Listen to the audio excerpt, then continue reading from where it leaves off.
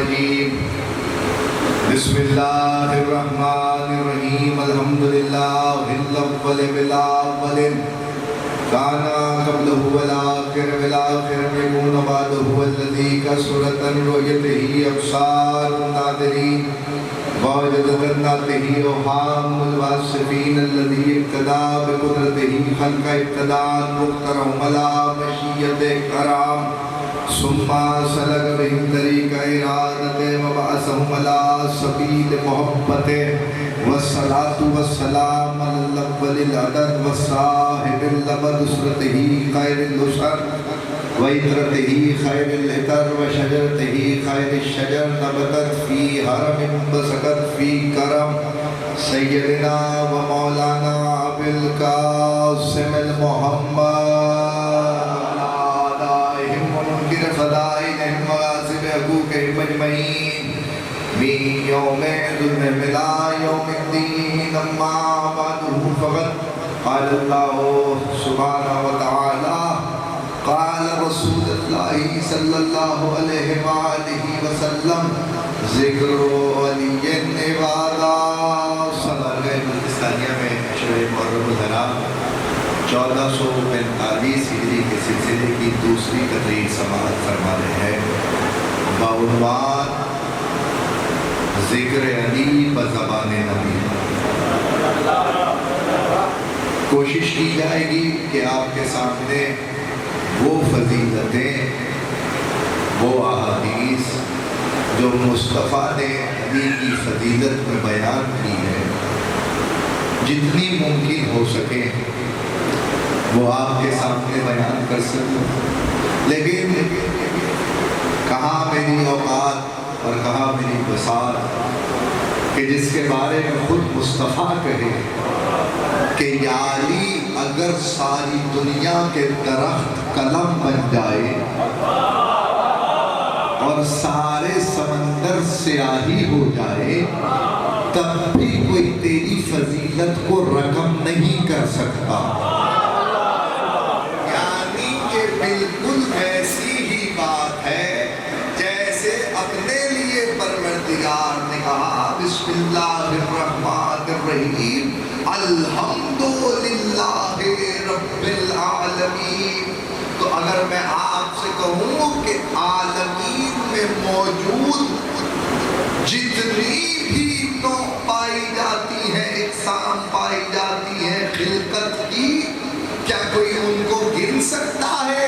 تو آپ کہیں گے یہ ممکن ہی نہیں ہے کہ کوئی ان کو گن سکے، کوئی کمپیوٹر ایسا بنا ہی نہیں ہے جو اس کیلکولیشن کو آپ کے سامنے رکھ سکے کہ پروردگار کی حاکمیت کہاں کہاں ہے۔ تو اس کا مطلب ہے کہ ربوبیت کا تعلق عالمین سے ہے۔ بالکل اسی طریقے سے اس نے اپنے حبیب کو بھی عالمین کے لیے مختص کیا ہے، نہ کہ روئے عرض کے لیے، بلکہ کہا وما ارسلناک الا رحمتا للعالمین۔ حبیب ہم نے آپ کو عالمین کے لیے رحمت بنایا ہے۔ تو پھر مجھے کہنے دو اگر علی کی ولایت روئے عرض کے لیے ہوتی تو کوئی علی کے فضائل گن سکتا تھا، لیکن جو چاند پہ علی کی فضیلت ہے وہ کون بیان کرے؟ جو زہرا پہ علی کی فضیلت ہے وہ کون؟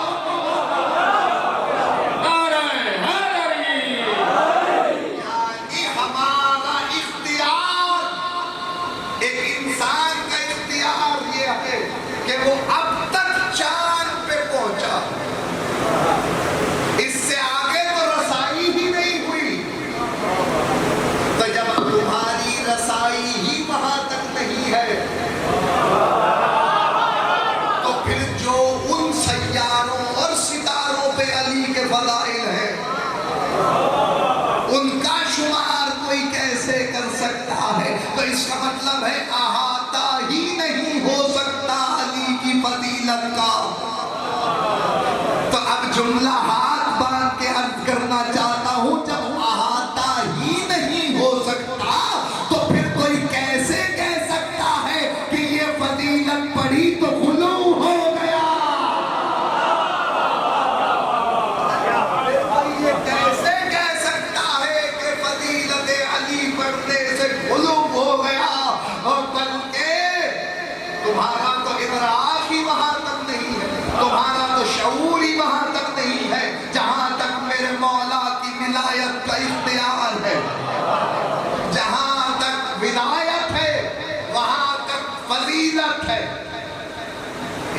جملہ میں پڑھتا ہوں اور اس کے بعد یہ ٹیسٹر سمجھیے گا کہ کتنا ہی مجھے آپ کے سامنے اپنے مولا کا ذکر کرنا ہے۔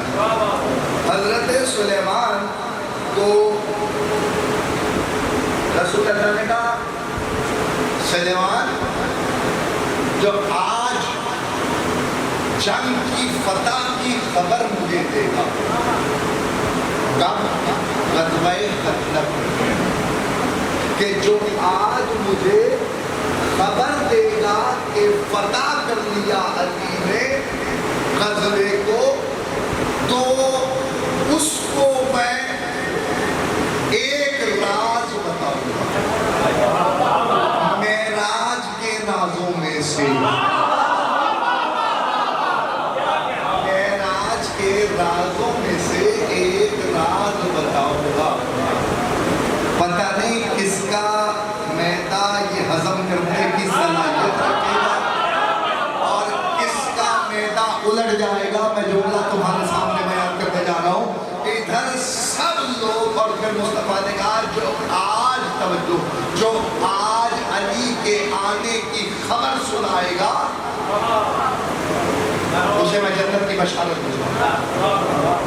میرے بھائی یہ بند کرو گا، میں کچھ فضیلت پڑھوں بولا، آپ بھی اپنے دماغ کو بٹھانا کہ میں کیا فضیلت پڑھنے جا رہا ہوں والا کی۔ تو کہنے لگے کہ حضرت سلیمان نے دیکھا کہ نبی کے اصحاب کا لشکر باہر آیا اور سب نے آ کر حضرت امیر المومنین کے حضرت امیر المومنین کا انتظار کرنا شروع کیا کہ کب علی فتح کر کے واپس لوٹے اور کب ہم توجہ، کب فتح کر کے لوٹے اور کب ہم خوشخبری دیں اور کب ہمیں جنت کی بشارت ہو۔ سب اٹھ کے مصطفیٰ کے پاس سے چلے گئے، سلیمان دو زانو ہو کے نبی کے قریب بیٹھے ہیں۔ حضرت سلیمان سے رسول اللہ نے کہا سلیمان جب سب چلے گئے تو تم کیوں نہیں گئے؟ کہ یا رسول اللہ مجھے معلوم ہے سب سے پہلے میں ہی آپ کو اطلاع دوں گا کہ علی نے غزوہ فتح کر دیا ہے۔ رسول بھی خاموش ہو گئے، سلمان بھی خاموش ہو گئے۔ ادھر علی کی تلوار چمکی اور تلوار چمکتے علی نے آواز دی اللہ اکبر۔ سلمان نے کہا یا رسول اللہ مبارک ہو، آپ کا بھائی غالب آ گیا۔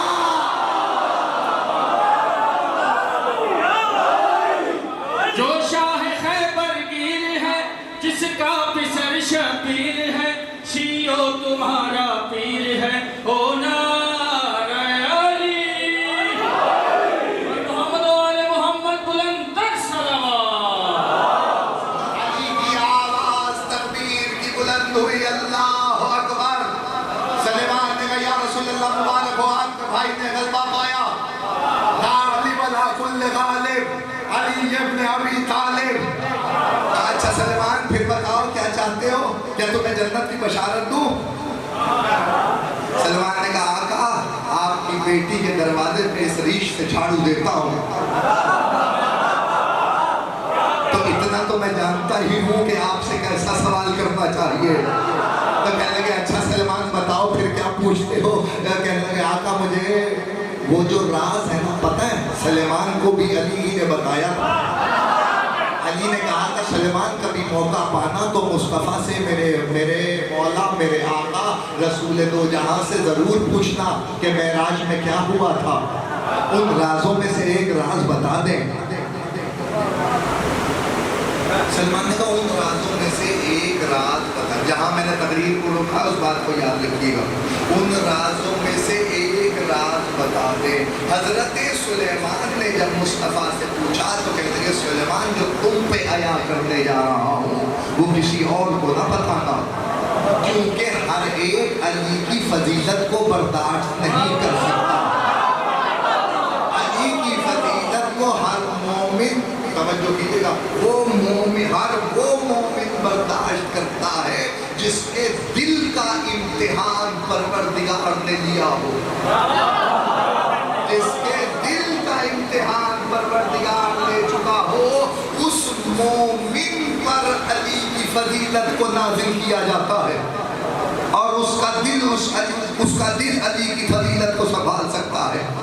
या तो मलके मुकर्रम या वो मोमिन जिसने अली की मोहब्बत में इम्तिहान पास किया हो, वो ही अली की फजीलत को संभाल सकता है। उसने कहा मौला ठीक है या रसूल अल्लाह, मैं किसी से बयान नहीं करूँगा, मैंने तुम पे एतमाद किया है। सरकार ने सिर्फ सलमान को बताया था, मैं तुम्हारे सामने बयान करने जा रहा हूँ। तारीख कहती है हजरत सुलेमान को रसूल अल्लाह ने मुखातिब करके कहा सलेमान जरा इस पहाड़ के करीब जाओ। सलमान पहाड़ के करीब गए, जैसे ही पहाड़ के करीब गए रसूल अल्लाह ने इशारा किया, पहाड़ शिगाफ्ता हो गया। जब पहाड़ शिगाफ्ता हुआ तो सलमान से कहने लगे जाओ सुलेमान इस पहाड़ में दाखिल हो जाओ। हजरत सुलेमान उस पहाड़ में दाखिल हो गए। फैसला हो जाए कौन कितना अली की फदाइल में डूबा हुआ मेरे सामने बैठा है। जैसे ही हजरत सुलेमान उस पहाड़ में दाखिल हुए तो सुलेमान कहते हैं मैंने अपने आप को दूसरी दुनिया में पाया और मैंने वहाँ 70,000 मस्जिदें देखी। हर मस्जिद में मिंबर लगा था और हर मिंबर में अली खुतबा दे रहे थे।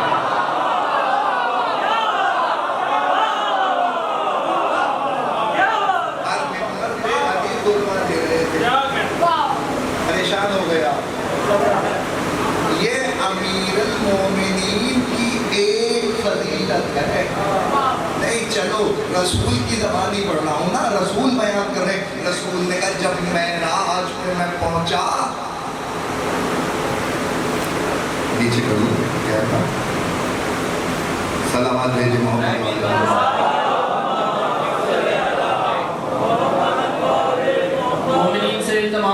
मोबाइल में वीडियो ना बनाए। ये बन रही है वीडियो आपके सामने ना, ये दो कैमरे लगे हुए हैं तो ये काफी है। नाम मौला वीडियो ना बनाए पर मोहम्मद वाले मोहम्मद बुलंदतर सलावत। जिसे चाहिए वो बाकी मजलिस से राब्ता करे और वीडियो हासिल कर ले। लेकिन ये तहजीब मजलिस के खिलाफ है कि आप मोबाइल लेके बैठे हो। तो इस बात का ख्याल रखें कि वलीमे में फोटोग्राफी अच्छी लगती है, जनाजों में नहीं। हम फर्शियादा लेके बैठे हैं, इसके तकद्दुस का ख्याल रखें। अगर बुरा लगे तो मुझे माफ़ कर दीजिएगा, लेकिन मेरा मनसब यही है, हक यही है ताकि आज़ादारी की बका के लिए कुछ काम किया जा सके। सलावत भेजे मोहम्मद वाले।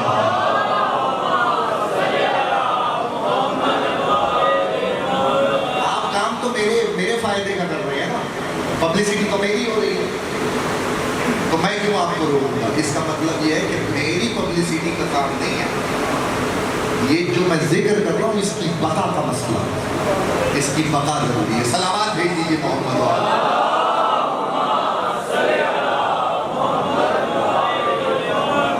जब मुस्तफ़ा मेराज पे पहुंचे तो सरकार कहते हैं कि मैंने एक फरिश्ता ऐसा देखा कि जिसके कई हजार हाथ थे और उन कई हजार हाथों में कई हजार उंगलियां थी। तो मैंने उससे पूछा कि अल्लाह ने तुझे क्यों खल्क किया है। तो कहने लगा या रसूल अल्लाह, बारिश के जितने कतरे जमीन पर गिरते हैं मैं उनका हिसाब करता हूँ।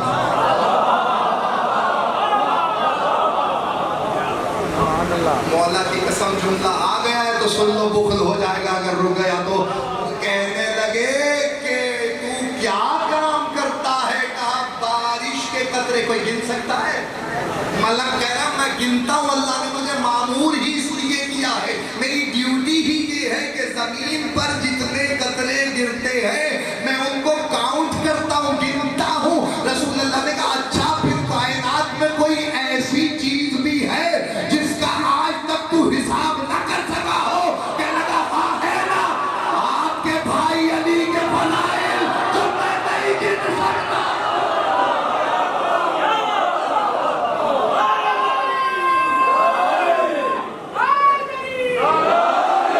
नारे तकबीर,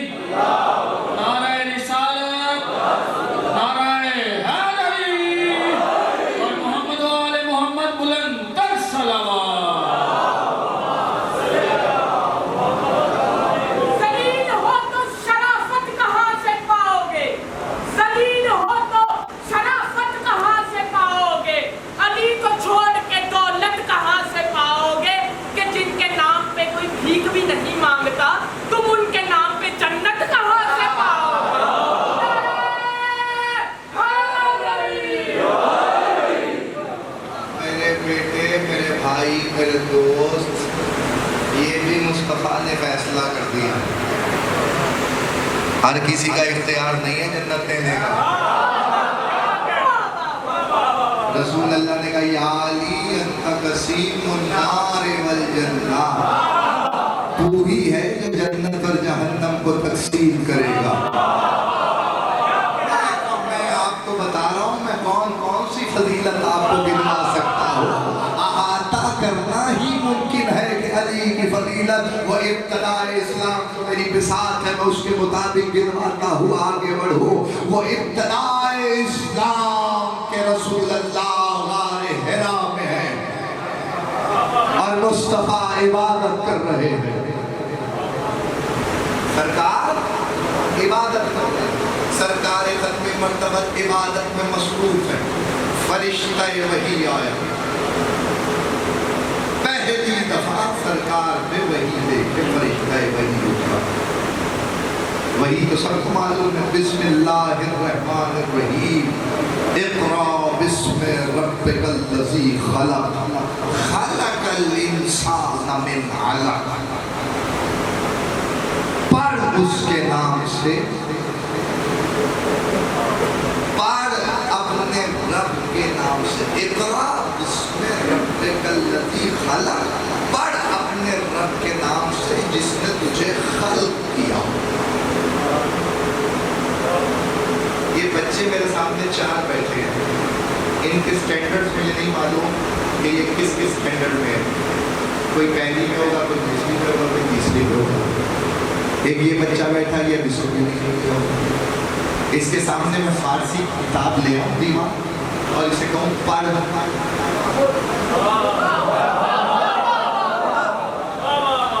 تو آپ بھی مجھے کہیں گے احمق ہو گئے, بچہ ہے اسے اردو پڑھنی نہیں آتی, آپ فارسی لے آئے ہیں.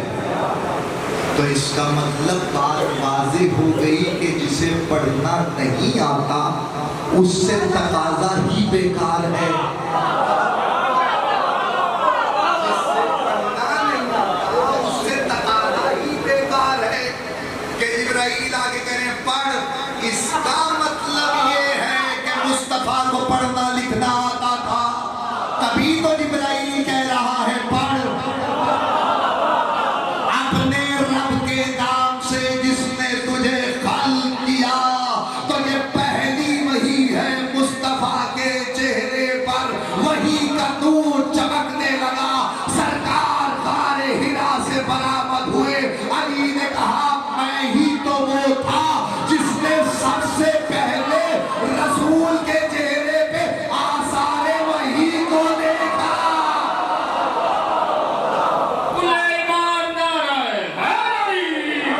میں ہی تو وہ تھا جس نے سب سے پہلے آثار وحی کو دیکھا. یہ امیر المومنین نے, رسول نے تو بتائی, علی نے خود اپنی فضیلت گنوائی کہ تم میں کوئی بھرے ہوئے مجمع سے مخاطب ہو کے میرے مولا نے کہا تم میں کوئی ہے جس نے وحی نور کو دیکھا ہو اور پہچانا ہو.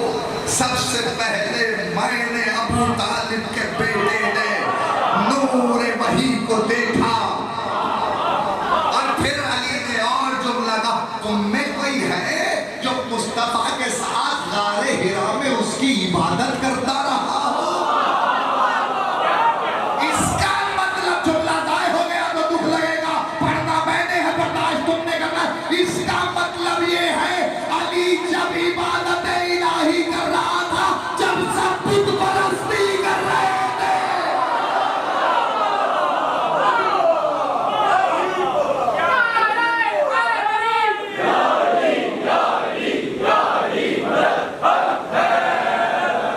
علی اس وقت عبادت الہی میں مصروف تھا کیونکہ اس وقت 365 بت کعبے میں رکھے ہوئے تھے. ہر قبیلے کا اپنا بت تھا.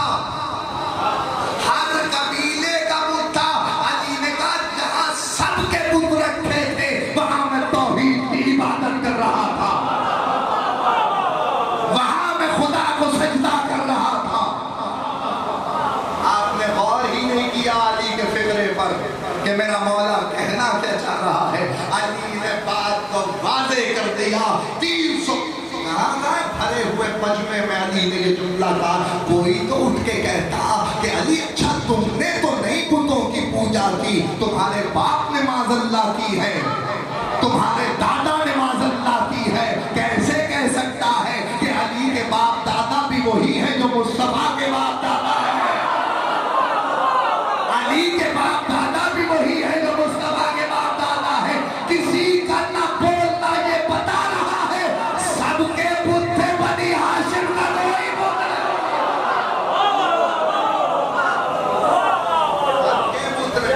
نعرہ حیدری! بنی ہاشم کا کوئی بت نہیں تھا، کعبے میں 365 بت رکھے ہوئے تھے، اور میرا مولا کہہ رہا میں نے رسول اللہ کے ساتھ جہاں کسی کو ملتے نہیں تھے مصطفیٰ، میں نے اس وقت رسول کے ساتھ عبادت کی ہے۔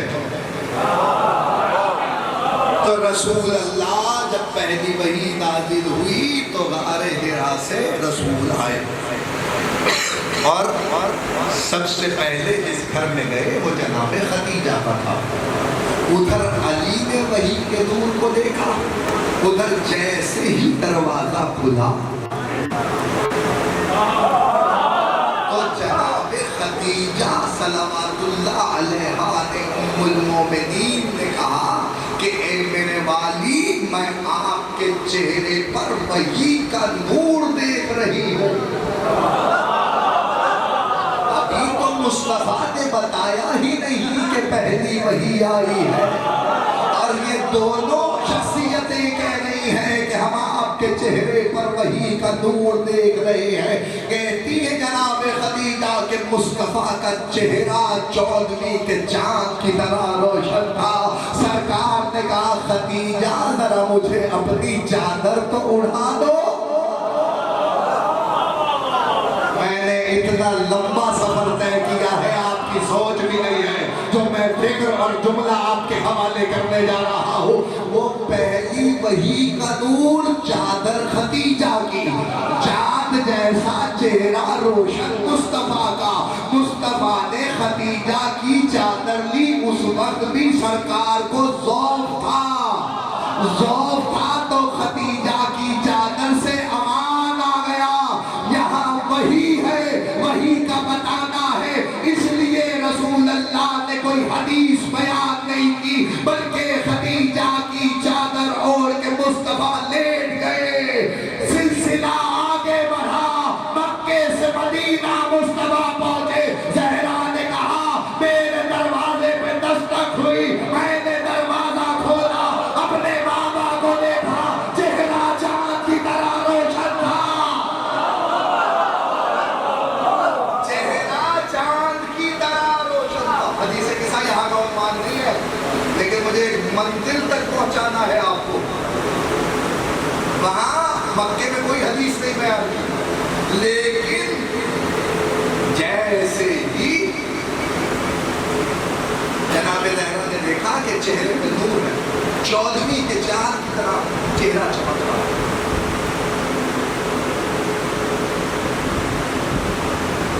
اور ایسے میں سرکار نے کہا زہرا مجھے چادر اٹھاؤ۔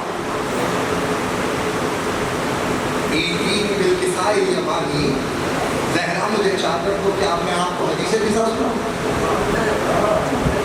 ہر شیعہ گھر میں حدیث قصہ موجود ہے، چادر بھی نہیں بدلی، وہاں ماں کی چادر، یہاں بیٹی کی چادر، فرق صرف ایک ہے، وہاں مصطفیٰ نے کوئی حدیث بیان نہیں کی، اس لیے کہ اس وقت مصطفیٰ کو وحی منوانا ہے،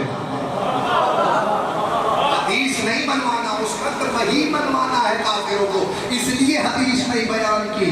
ادھر زہرا نے کہا میں نے محسوس کیا کہ میرے بابا کو ذوق ہے، یہیں تک آپ کو لے کے آنا تھا۔ جب ذوق محسوس کیا تو میں نے اپنے بابا کو چادر دی اور کہا کہ میں آپ کو پروردگار کی پناہ میں دیتی ہوں۔ تو بات واضح ہو گئی، رسول خدا نے بتایا زہرا کی چادر اللہ کی پناہ ہے۔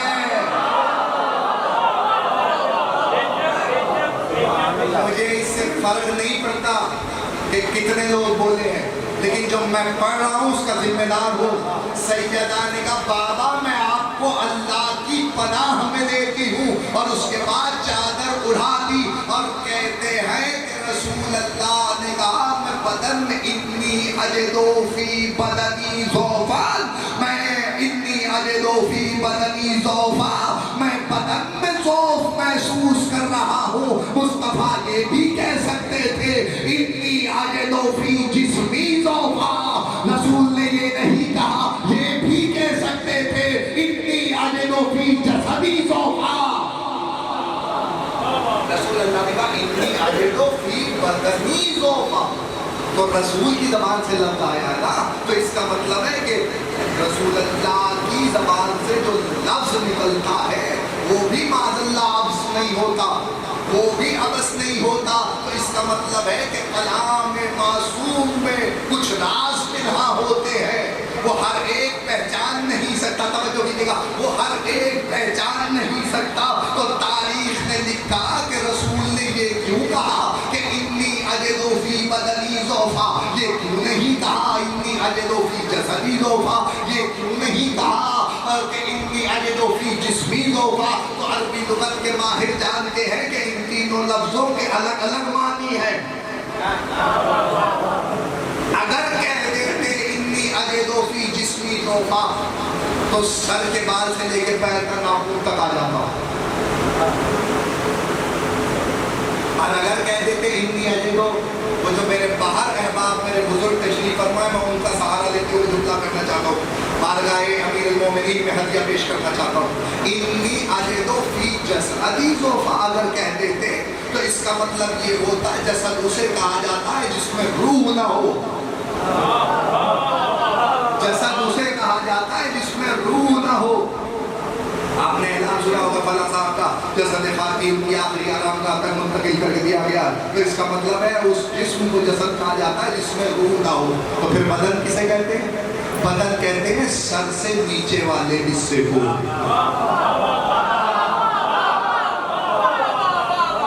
کیا کریں یہ ٹیکنیکل باتیں تھوڑی سی، اس پہ آپ کو مولانا امیر کا فضائل سننا ہے تو یہ تو برداشت کرنا پڑے گی. اب میں جملہ آپ کے حوالے کر رہا ہوں، میری محنت بھی دیکھیے اور آپ اپنا رسپانس بھی دیکھیے گا کہ مجھے کتنی دعا ملنی چاہیے. میں جملہ آپ کے حوالے کرنے جا رہا ہوں. رسول نے کہا انی اجدو فی بدنی ضعفا، میں جسم میں نہیں میں بدن میں ضعف محسوس کر رہا ہوں. مطلب بدن میں مجھے ضعف ہے، سر میں نہیں. جس کے دماغ میں ضعف ہو وہ نبی نہیں ہوتا. جس کے دماغ میں ضعف ہو وہ نبی نہیں ہوتا. بات تو اب ہے جس کے لیے میں نے ساری محنت کی ہے.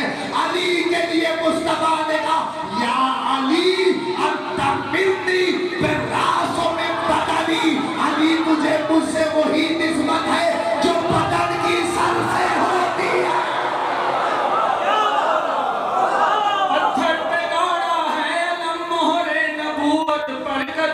کیوں نہ کہوں میں دم بدم ہونا ریالی، ہونا ریالی. محمد وآل محمد بلند تر صلوات. مصطفیٰ نے کہا یا علی انت منی بمنزلۃ راس من بدنی، تجھے مجھ سے وہی نسبت ہے جو بدن کی سر سے ہوتی ہے. تو اس کا مطلب یہ ہے نبوت کا سر علی ہے. نبوت کا سر علی ہے. تو نبوت کے سر کی اگر بات کی جائے تو سر میں ہوتا ہے دماغ، بدن میں ہوتا ہے دل. آپ جیسے چاہے سنے، میں کوئی پہلی دفعہ تو بلتستان یا پڑھنے کے لیے آیا نہیں ہوں. بس کہ محمد بیت محمد جملہ یاد رکھنا. اسی لیے معصوم نے دل کو بادشاہ قرار دیا ہے، دماغ کو وزیر بنایا ہے. دل کو بادشاہ قرار دیا ہے، دماغ کو وزیر بنایا ہے. وہ بہت تیزی سے منزل سے قریب ہو رہا ہوں آج کی حد تک. بس کہ محمد بیت محمد دماغ کو وزیر بنایا. بچے بھی یاد رکھیں گے جو میں نے پڑھا ہے. دل کو بادشاہ قرار دیا. کیوں؟ اس کے بعد ہوتا ہے لہو، اور لہو کا کام ہے دماغ تک جائے. اور جب تک لہو دماغ تک نہیں پہنچتا دماغ آرڈر وصول نہیں کرتا. آرڈر دل سے چلتا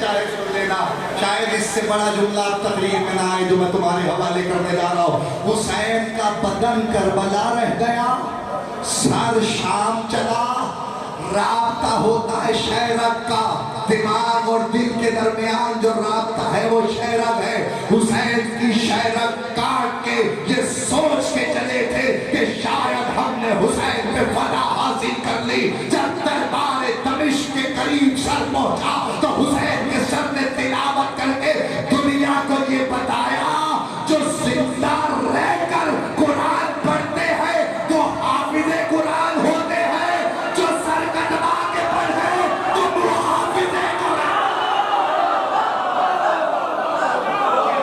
نعرہ حیدری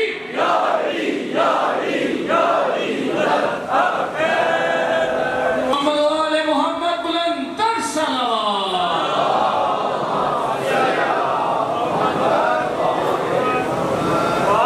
اسی حسین نے کربلا میں نانا قدیم بچانے کے لیے ہر قربانی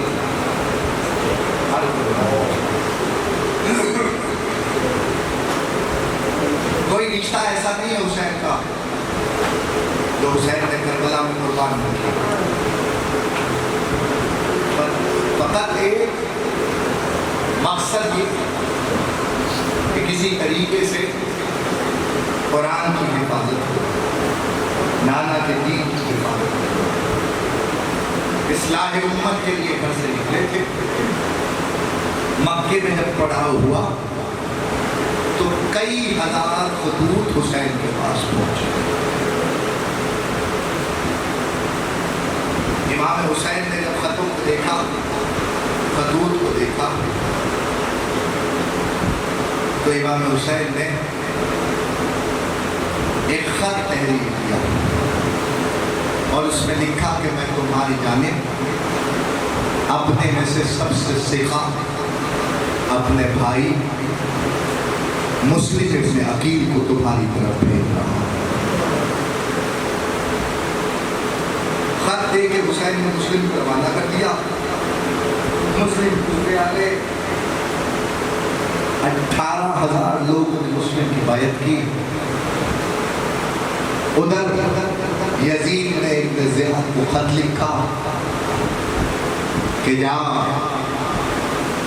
بصرے سے کوفے پہنچ، کوفے کے گورنر کو معزول کر، خود گورنری کا چارج سنبھال۔ مجھ تک خبریں پہنچی ہیں کہ حسین کا سفیر کوفے میں ہے، جتنی جلدی ہو سکے اس کا سر اتار لے تاکہ یہیں پر ہی حوصلوں کو توڑ دیا جائے۔ ابن زیاد کوفے پہنچا، دارالنوار میں پہنچا، گورنر کو معزول کیا، اسے حکم نامہ دکھایا، خود منصب پہ آیا، جاسوس کوفے پہ چھوڑے اور اعلان کروایا کہ جو کوئی بھی مسلم کی اعانت کرے گا یعنی مدد کرے گا اس کے گھر کو آگ لگا دی جائے گی، اس کے بچوں کو مار دیا جائے گا، اسے بے سر و سامان کر دیا جائے گا۔ جب حضرت مسلم کے خلاف لوگوں نے یہ باتیں پھیلانا شروع کی تو عالم یہ ہوا کہ 18,000 لوگوں نے جنہوں نے بیعت کی تھی ان میں سے کوئی بھی مسلم کے ساتھ باقی نہیں بچا۔ اور ایسے میں مختلف روایات ہیں بیعت کی، لیکن کم سے کم بھی اگر کسی نے لکھی ہے تو اس نے لکھا ہے کہ 18,000 لوگوں نے مسلم کی بیعت کی تھی۔ جب 18,000 لوگوں میں کوئی بھی نہ بچ سکا تو تنہا مسلم اپنے 2 بچوں کو لے کر کوفے کی گلیوں میں سرگرداں پھرنے لگے۔ سنیں جملہ مسائل کا ابتدا ہے، اگر بات سمجھ میں آ گئی تو یہی کلیہ ہو جائے گا۔ تاریخ کہتی ہے مسلم جس دروازے پہ جاتے، اگر کسی باپ پہ کوئی مصیبت آ جائے نا تو خدا کی قسم باپ یہ چاہتا ہے کہ مصیبت میں برداشت کروں لیکن میرے بچے امان میں رہے۔ मुस्लिम ने भी वही फितरत का तकाजा इस्तेमाल किया। मुस्लिम ने कहा कूफा तो दुश्मनी पे उतर आया है, लेकिन हो सका तो मैं अपने बच्चों को महफूज मुकाम पे पहुंचा दूं और उसके बाद कूफे के मैदान में आ जाऊंगा, फिर जिसका जी चाहेगा वो मुस्लिम से लड़ ले। तारीख ये कहती है हजरत मुस्लिम कूफे के एक एक दरवाजे पे गए, दरवाजे पे दस्तक देते, अंदर से आवाज आती कौन? मुस्लिम कहते सफीर हुसैन। फिर कोई जवाब ना आता। मुस्लिम कहते कूफे वालों मैं अपनी पनाह के लिए नहीं आया, मैं तुम्हारे हवाले अपने बच्चे करने के लिए आया हूँ, हो सके तो इन्हें अमान दे दो। लेकिन किसी के घर से कोई जवाब नहीं आता था। मुस्लिम काजी शुरैह के दरवाजे पे पहुंचे, दरवाजे पे दस्तक दी और दस्तक दे के कहा काजी शुरैह तुझ पे अली के बड़े एहसानात हैं, हो सके मैं ये नहीं कहता तुझे कि तू मुझे पनाह दे, हो सके तो मेरे बच्चों को पनाह दे। काजी शुरैह ने कहा मुस्लिम तुम्हें मालूम है हुकूमत की नहीं देखी। मुस्लिम ने कहा अच्छा अगर घर में नहीं पनाह दे सकता तो फिर इतना कर कुछ देर के लिए अपनी सीढ़ियों पे मेरे बच्चों को बिठा ले, जब मैं गली का मोड़ मुड़ जाऊं तो फिर मेरे बच्चों को उठा देना, जहां इनका मुकद्दर ले जाए बच्चे चले जाएंगे। मुस्लिम ये कह के बच्चों से रुखसत हो गए। तारीख कहती अकेला मुस्लिम रात की तन्हाई में कूफे की गलियों में फिर रहा था। अचानक थक के एक दरवाजे पे आके बैठ गए। एक ज़ईफ़ा ने दरवाजा खोला, दरवाजा खुला था। आवाज़ आई कौन है जो मेरे दरवाजे पे रात को इस वक्त बैठा है? क्या तुझे पता नहीं कि कूफे के हालात अच्छे नहीं है? क्या तू अपने घर नहीं जाता? मुस्लिम ने कहा पानी है तो पिला दे।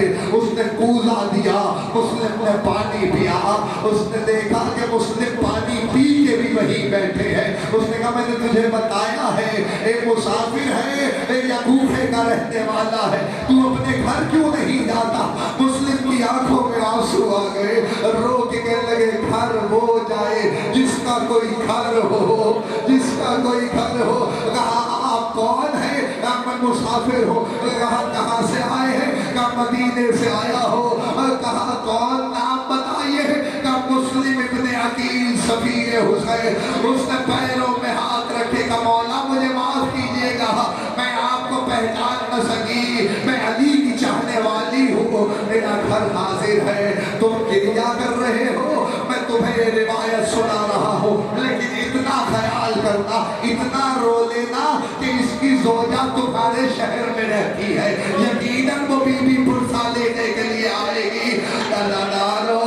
मक्तल कहता है मुस्लिम ने मुसल्ला बिछाया। मैं दो जुमलों से ज्यादा नहीं पढ़ सकता, गिन के दो जुमले पढ़ूंगा उसी में मजलिस हो जाएगी, तुम्हारी आंखों का वजू हो जाएगा। हाय जरूर बुलंद करना। मुस्लिम ने मुसल्ला बिछाया, मुस्लिम मुसल्ले पे आए तो गाना पढ़ा, फिर इबादत में मशगूल हो गए, फिर बैठे, फिर कुछ देर के बाद इबादत में मसरूफ हुए।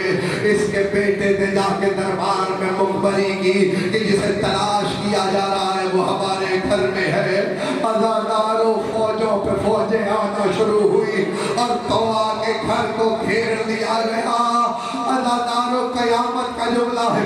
मुस्लिम के कूफे की गलियों में तलवारों की छटकार की आवाज सुनी।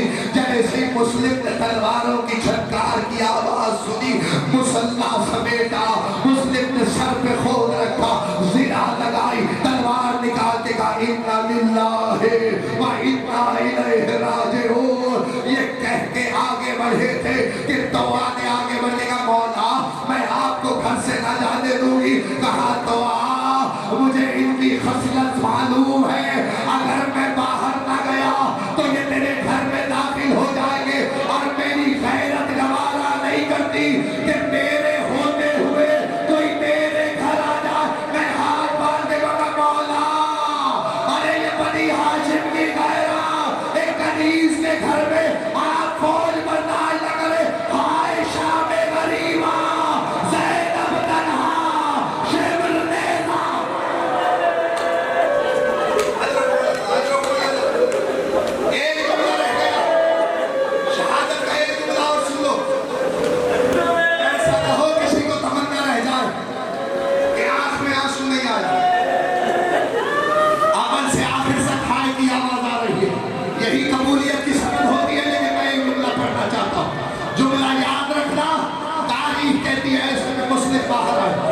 इतना लड़े जितना करबला वाले लड़े। अकेला मुस्लिम कूफे की गलियों में लड़ता रहा। पता है किसी के गर्दन तलवार से उड़ा देते थे, किसी की कमर के पटके में हाथ डाल के छत पे फेंक देते थे। जब कोई ही कारगर न हुआ तो कुमक पे कुमक मंगवाए गए, कुमक पे कुमक आई, फौज पे फौज आई, फौजों के दस्ते आने शुरू हुए। इब्न ज़ियाद ने कहा मैंने तुम्हें एक जवान को गिरफ्तार करने के लिए भेजा है, इतनी फौज क्यों दरकार हो रही है? तब पलट के आवाज आई तूने कूफे के बलिए बक्काल से लड़ने के लिए नहीं भेजा, ये दामाद अली है, ये उस्ताद अब्बास है, इससे लड़ना आसान नहीं है। तो कोई तदबीर करो, मेरी फौज खत्म होती जाती है। ऐसे में तदबीर की गई, एक बड़ा खोदा गया और उसके बाद मकान की छतों पे कूफे की नई औरतें चढ़ गई। उन्होंने कपड़ों में आग लगा के मुस्लिम पे आग फेंकना शुरू की। चारों तरफ से जब मुस्लिम पे आग गिरी, मुस्लिम लड़ता हुआ आगे बढ़ा, दाते शुजाअत में आगे बढ़ते गए, लश्कर पीछे हट गया। अचानक मुस्लिम गड्ढे में गिरे। गड्ढे में गिरना था कब तक लड़ता हुसैन का सिपाही। अरे लड़ते लड़ते गड्ढे में आया, मुश्किल कसती गई और कसने के बाद मुस्लिम को लेके गिरफ्तार करके चले। दरबार में पहुंचे, दरबार में पहुंचना था। एक शकी ने आगे बढ़ के कहा तूने अमीर को सलाम नहीं किया? मुस्लिम ने कहा मालिल अमीर सिवल हुसैन, मेरा कोई अमीर नहीं है सिवाय हुसैन के। उसी वक्त एक काले बुर्के वाली बीबी की आवाज आई, मुस्लिम वादा हो गया आज से कयामत तक हुसैन करबला का गरीब कहलाएगा। तूने भरे दरबार में मेरे बेटे को अमीर कहा है, कयामत तक तुझे अमीर का